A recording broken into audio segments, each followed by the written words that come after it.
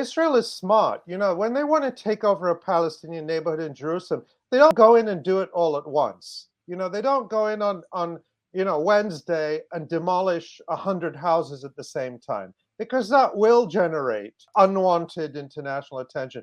They do it house by house, street by street, and they wear Palestinians down. They make it impossible. If you're a Palestinian in your native Jerusalem, it's impossible for you to get a permit to build a house on your own land your family may have owned for generations. My family is experiencing this right now, not in Jerusalem.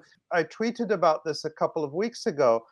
My father's family is from a village in the West Bank called Batir, south of Jerusalem. It's actually a UNESCO World Heritage Site. You can look it up because it's been continuously farmed. It has this incredible irrigation system, this ancient irrigation system that goes back 2,000 years, that the people there, the people of Batir, including my family, still tend and still look after.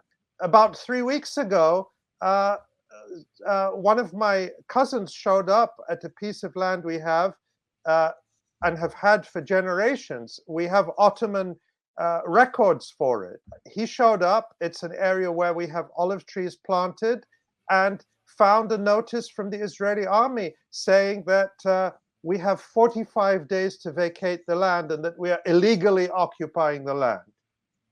So that's something I can attest to, but we're not special. This is something that is happening to Palestinians across the occupied West Bank every single day. There is a legal process. We have lawyers looking into it. I don't want to say too much about that, but I will say that you're dealing with, you're under military occupation. So you're going to courts that are not there to provide you justice. They're there to justify the crimes of the occupier. So you are put in a position where it's like you may well have to go through the process simply so as not to relinquish your rights, but you're not going to any kind of court which is part of a fair system. It's occupier's justice. It's a military occupation. But what do? Do you let them take the land without a fight, or do you try to fight? But that's the dilemma that every Palestinian is in. And in Jerusalem this morning, the Israelis demolished a family home in a Tur, and put a family out on the street. A couple of days ago, they did the same in Sheikh Jarrah. And they can get away with it because the U.S. doesn't do anything. We're happy. Even some of our so-called progressives are voting to give the Israeli military more money. The European Union is fine with it. Even some of the Arab dictatorships that clients of the United States are embracing Israel, the Saudis, the Emiratis, others. So what's the incentive for Israel to stop doing this to us? This is the town that you were talking about. It's really it's pretty stunning. Yeah, that's beautiful. That's one of the and there are photos, I think, on the UNESCO site.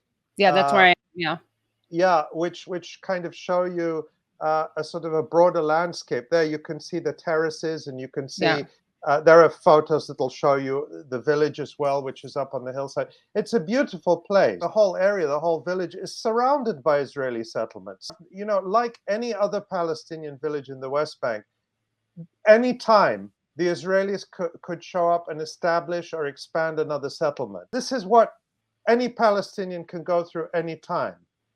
And so it's literally, you can be killed with impunity. Your land can be taken with impunity. Your home can be demolished with impunity. That's the reality. And it's a slow grind, year after year, day after day, month after month. And that's why Israel gets away with it, because it's like, it's just one more house. But it's one house and another house and another house, day after day, week after week, month after month. And all of a sudden, there goes the neighborhood, whole Palestinian neighborhood in Jerusalem, demolished, depopulated. and new settlements put in its place.